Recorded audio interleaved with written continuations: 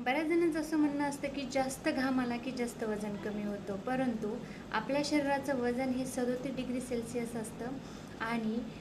आपल्या शरीरामध्ये हार्मोन्स आणि एन्झाईम्स त्या डिग्री चांगल्या प्रकारे राहू शकतात। आणि सर्वात महत्त्वाचं म्हणजे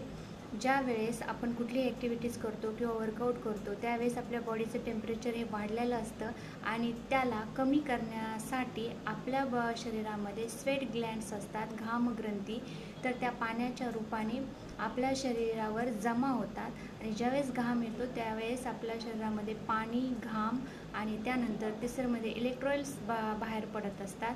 तर आपल्याला सर्वात महत्त्वाचं हे समजून घ्यायचं आहे की जर तुम्हाला असं वाटत असेल की घाम जास्त आल्यामुळे वजन जास्त कमी होतं,